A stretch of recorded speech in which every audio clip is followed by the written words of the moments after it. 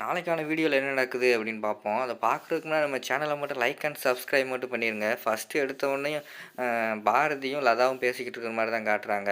பாரதி வந்து சொல்கிறாங்க, நான் வந்து எப்படியோ ஆதியோட ஃபோனோட பாஸ்வேர்டை கண்டுபிடிச்சிட்டேன்டி, எப்படியாவது அதிலேருந்து அந்த பொண்ணுக்கு கால் பண்ணி வர சொல்லி, அதே மாதிரி ஆதியோட அம்மா சாரதா அம்மாவுக்கும் கால் பண்ணி வர சொல்லி 2 பேரையும் மீட் பண்ணி பேச வச்சிடணும்.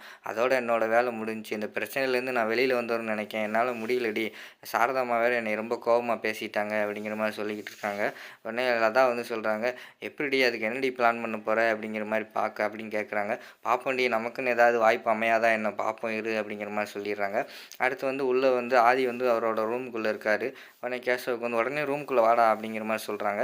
உடனே கேசவ் வந்து வராங்க. டேய், உன் அலப்பறை தாங்க முடியலடா, இன்னும் என்னென்னலாம் பண்ண போகிறடா, அந்த பாரதி வந்து பாவண்டா, உனக்கும் உங்கள் அம்மாவுக்கும் இடையில மாட்டிக்கிட்டு ரொம்ப கஷ்டப்படுறாங்கடா, என்னால் பார்க்க முடியல அப்படிங்கிற மாதிரி சொல்லிக்கிட்டு இருக்காங்க கேசவ். சரி விட்றா, இதுக்கெல்லாம் ஒரு முற்றுப்புள்ளி சீக்கிரம் வந்துரும்டா அப்படிங்கிற மாதிரி சொல்கிறாங்க. எப்படா அதெல்லாம் வரும் அப்படிங்கிற மாதிரி நம்ம கேசவ் கேட்காங்க. விடு, நாளைக்கு இல்லைன்னா இன்னும் 2 நாளைக்குள்ளே அந்த பாரதி வந்து என்னை லவ் பண்ணுறாங்களா இல்லையா அப்படின்னு நான் வந்து கண்டுபிடிச்சிடுவேன், நீ ஒன்றும் கவலைப்படாத அப்படிங்கிற மாதிரி சொல்லிடுறாங்க. சரி வா அப்படியே வெளியில் போவோம் அப்படின்னு சொல்லி 2 பேரும் வெளியில் வராங்க. உடனே பாரதி கிட்ட வந்தோடனையும் நம்ம ஆதி சொல்கிறாங்க, கேசவ் என்னை வந்து எதுவும் டிஸ்டர்ப் பண்ணாத, நான் ஒரு இம்பார்ட்டண்டான மீட்டிங் போகிறேன், உனக்கு எதுவும் அர்ஜென்ட்டுன்னா எனக்கு வந்து எஸ்எம்எஸ் பண்ணிடு, நான் வந்து உனக்கு கால் வந்து நான் ஃப்ரீயானவொடனே உனக்கு கால் பண்ணிடுறேன் அப்படின்னு சொல்லிட்டு போயிடுறாங்க பாரதிகிட்ட கேட்குற மாதிரி.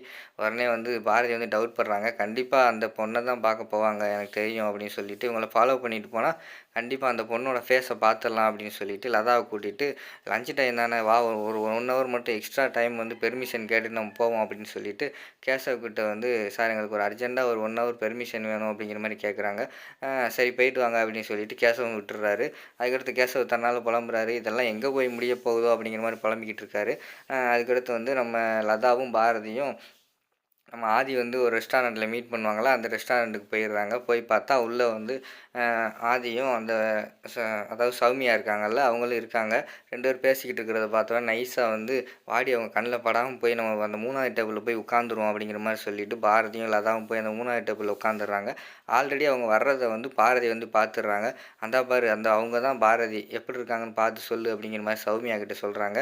திரும்பி பார்த்தா சௌமியாவுக்கு ஆப்போசிட்டில் வந்து நம்ம லதா உட்காந்துருக்காங்க. ஏன்டா காலேஜில் உன்னை அப்படிப்பட்ட எவ்வளோ அழகான பொண்ணெல்லாம் லவ் பண்ணுச்சு, நீ இந்த பொண்ணையாடா லவ் பண்ணுற அப்படிங்கிற மாதிரி கேட்குறாங்க சௌமியா. எந்த பொண்ணு சொல்கிறா அப்படின்னு சொல்லி திரும்பி பார்த்தா அங்கே வந்து லதா உட்காந்துருக்காங்க. ஏய், அது வேறு பொண்ணு, அதுவும் என் ஃப்ரெண்டு தான், அதுக்கு ஆப்போசிட்டில் இருக்காங்கல்ல அவங்க தான் பாரதி, எப்படி இருக்காங்கன்னு பாரு அப்படிங்கிற மாதிரி சொல்லிடுறாங்க. இப்போ எப்படி அங்கிட்டானே திரும்பி இருக்காங்களே, எப்படி நான் ஃபேஸை பார்க்குறது அப்படின்னு சொல்லிட்டு யோசிச்சுக்கிட்டே இருக்காங்க. நீ தான் போலீஸ் ஆச்சே, எப்படி பார்க்குறது கண்டுபிடிச்சோம், நீ உன்னை திறமையை வச்சு கண்டுபிடிச்சி பார்த்துக்கோ அப்படிங்கிற மாதிரி சொல்லிடுறாங்க ஆதி. சரி இரு, நான் அப்படியே ஃபோன் பேசுகிற மாதிரி அங்கிட்டு போய் பார்த்துட்டு வரேன் அப்படிங்கிற மாதிரி சொல்லிவிட்டு சௌமியா வந்து நேராக ஃபோன் பேசுகிற மாதிரி அவங்க டேபிளுக்கு முன்னாடி அங்கிட்டு இங்கிட்டு அலையிறாங்க. ஆனால் ஆல்ரெடி தான் இந்த பொண்ணு தான் ஆதியோட லவ்னு தெரியுமில்ல, அதனால் வந்து பாரதி வந்து ஃபேஸை வந்து மறைச்சிக்கிறாங்க. அங்கிட்டு இங்கிட்டு சுற்றி அலையிறாங்க. ஆனால் பாரதி ஃபேஸை காட்டுற மாதிரியே தெரியல. என்ன செய்யலாம், ஃபேஸை மூடிக்கிட்டே இருக்காங்களே அப்படின்னு சொல்லிட்டு அவங்களும் கீழே விழுகிற மாதிரி தட்டி கீழே விழுகிற மாதிரி ஆக்ஷன் போடுறாங்க. அதை பார்த்தோன்னே பார்த்து அப்படின்னு சொல்லிட்டு பாரதி முகத்துலேருந்து கை எடுத்துகிட்டு அவங்கள தாங்கி பிடிச்சிடுறாங்க. அப்போ பார்த்தா நம்ம பாரதியோட ஃபேஸை வந்து பார்த்துடுறாங்க அந்த சௌமியா. பார்த்த உடனே நல்லா தான் இருக்கா அப்படிங்கிற மாதிரி யோசிச்சுக்கிட்டு, விறுவிறுன்னு பார்த்து வரக்கூடாதா, என்னங்க அடி எதுவும் பட்டுருச்சா அப்படிங்கிற மாதிரி பாரதி கேட்குறாங்க. இல்லைங்க, நான் ஒன்றும் பிரச்சனை இல்லை, இட்ஸ் ஓகே அப்படின்னு சொல்லிட்டு விறுவிறுன்னு போய் ஆதியோட டேபிளில் உட்காந்துடுறாங்க. எப்படி இருக்கா அப்படிங்கிற மாதிரி கேட்டவுடனே, சூப்பராக இருக்கா, உனக்கு ஏற்ற பீஸ் தான் அப்படிங்கிற மாதிரி சொல்லிடுறாங்க அந்த சௌமியா. உடனே அது என்னன்னு தெரியல, பாரதிக்குள்ளே எனக்கும் ஒரு சொந்தம் இருக்கிற மாதிரியே தோணுது, நான் எப்படியாவது பாரதியும் தமிழையும் நல்லா பார்த்துக்கணும்னு என் மனசுக்குள்ளே தோணுது, என் உள்ளுணர்வு சொல்லுது, அதை வந்து எங்கள் அம்மா கிட்ட என்னால் சொல்ல முடியல, அதான் கல்யாணத்து வரைக்கும் போய் இந்த பிரச்சனை ஆயிடுச்சு அப்படிங்கிற மாதிரி பாரதி சொல்லிடுறாங்க. சரி விடு, ஒன்றும் கவலைப்படாத, சீக்கிரமாக உனக்கு இந்த லவ் ஓகே ஆகும், சீக்கிரமாக எப்படியோ லவ் ஓகே சொல்லிடு அப்படிங்கிற மாதிரி சொல்லிக்கிட்டு இருக்காங்க அதாவது சௌமியா வந்து. இந்த பக்கம் வந்து பாரதியும் லதா வந்து சரி வா பார்த்தாச்சுல கிளம்பிடுவோம் அப்படிங்கிற மாதிரி ரெஸ்டாரண்ட்டை விட்டு கிளம்பிடுறாங்க. ஃபேஸை பார்த்தாச்சுல, இன்னொரு நாள் மீட் பண்ண வைப்போம் இந்த பொண்ணையும் ஆதியோட அம்மாவையும் அப்படின்னு சொல்லிட்டு கிளம்பிடுறாங்க. அடுத்த சீனில் வந்து சௌமியாவும் சரி பாரதி அவங்க போயிட்டாங்களா, நம்மளும் கிளம்புவோம் வா, அடுத்து எங்கே மீட் பண்ணணும் எப்போன்னு எனக்கு மெசேஜ் பண்ணு, நான் வந்துடுறேன், எப்படியோ சீக்கிரமாக லவ் சொல்லுப்பா அப்படிங்கிற மாதிரி சொல்லிக்கிட்டு இருக்காங்க சௌமியா. எனக்கு ரொம்ப தேங்க்ஸ் சௌமியா, நீ வந்து எனக்கு இவ்வளோ ஹெல்ப் பண்ணதுக்கு அப்படின்னு சொல்லிட்டு. சரி விடப்பா, நமக்குள்ளே இது என்ன இருக்குது அப்படின்னு சொல்லிட்டு அவங்க 2 பேரும் கிளம்பிடுறாங்க. அடுத்து பார்த்தீங்கன்னா லதாவும் பாரதியும் வந்து ஆஃபீஸில் வந்து ஒர்க் பார்க்க ஆரம்பிச்சிடுறாங்க. பின்னாடியே வந்து நம்ம ஆதியும் வந்துடுறாரு. ஆதியை பார்த்தோன்னே லதா கேட்குறாங்க, என்ன எம்டி சார் மீட்டிங்கெல்லாம் எப்படி போச்சு அப்படிங்கிற மாதிரி கேட்டவுடனேயும் ஆதி வந்து சொல்கிறாரு, நான் எதிர்பார்த்து போனது ஒன்று, ஆனால் அதை விட நல்லாவே போச்சுன்னு தான் சொல்லணும் அப்படிங்கிற மாதிரி சொல்லிட்டு ரூம்குள்ளே போயிடுறாரு. சரிடி இப்போ எப்படிடி நம்ம வந்து மீட் பண்ண வைக்கிறது அந்த பொண்ணையும் ஆதியோட அம்மாவையும் அப்படிங்கிற மாதிரிலாம் தான் கேட்குறாங்க. சரி இரு, இதுக்கு ஒரு ஐடியா பண்ணுறேன். நான் போய் என்னோடய சிஸ்டமில் வந்து புது மெயில் வந்திருக்கு டெண்டருக்கு. அது வந்து என்னென்னு எனக்கு தெரில சார், வந்து பார்த்து சொல்லுங்கள், நான் ஆதியை கூப்பிட்டு வரேன். நீ அந்த கேப்பில் அவரோட ரூமுக்குள்ளே போய் அந்த பொண்ணுக்கு எஸ்எம்எஸ் பண்ணிடு அப்படிங்கிற மாதிரி சொல்லிடுறாங்க.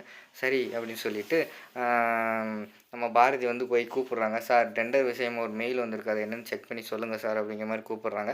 சரி வாங்க பாரதி அப்படின்னு சொல்லிட்டு பாரதியோட சிஸ்டத்துக்கு வந்துடுறாங்க ஆதி. அவங்க 2 பேரும் மெயில் செக் பண்ணிக்கிட்டு இருக்கிற நேரத்தில் பின்னாடி வந்து நீ போய் எஸ்எம்எஸ் பண்ணிடு அப்படின்னு கை காட்டுறாங்க லதாவுக்கு. லதா வந்து என்ன எஸ்எம்எஸ் பண்ணுறது அப்படின்னு கேட்குறாங்க. 4 மணிக்கு பார்க்குக்கு வர சொல்லிடு அப்படிங்கிற மாதிரி சொல்லிடுறாங்க. சரின்னு சொல்லிவிட்டு நம்ம லதா ஒருவர்னு போய் அவங்க ஆதியோட மொபைல் எடுத்துகிட்டு அந்த எஸ்எம்எஸ் பண்ணிவிட்டு அந்த எஸ்எம்எஸ்ஸையும் டெலீட் பண்ணிடுறாங்க ஆதி பார்க்காத மாதிரி. அதுக்கடுத்து ஆனால் ஆதி இவங்கெல்லாம் பண்ணுறதெல்லாம் பார்த்துக்கிட்டே தான் இருக்கார். அதுக்கடுத்து இங்கிட்டு வந்து உட்காந்துடுறாங்கல்ல தான் வந்து பாரதி வந்து சொல்கிறாங்க, சார் எந்த மெயில் செக் பண்ணுங்கள் அப்படிங்கிற மாதிரி சொல்கிறாங்க. எல்லா மெயிலுமே கரெக்டாக தானே இருக்குது பாரதி அப்படிங்கிற மாதிரி சொன்னோன்னே, ஓகே சார் அப்போ நான் இருக்கட்டும் அப்படிங்கிற மாதிரி சொல்லிடுறாங்க. சரி பாரதி வேறு எதுவும் டவுட்னா என்கிட்ட கேளுங்க, நான் வந்து செக் பண்ணி சொல்கிறேன் அப்படிங்கிற மாதிரி சொல்லிவிட்டு ஆதி வந்து கிளம்பிடுறாரு. அடுத்த சீனில் வந்து என்னடி எஸ்எம்எஸ் எல்லாம் பண்ணிட்டியா அப்படிங்கிற மாதிரி கேட்காங்க பாரதி வந்து லதா கிட்ட. எஸ்எம்எஸ் எல்லாம் பண்ணிட்டேன், பிளான் வந்து சக்ஸஸ் அப்படிங்கிற மாதிரி 2 பேர் கை காட்டுறாங்க. அதோட பார்த்திங்கன்னா இந்த எபிசோட வந்து முடிச்சிடுறாங்க.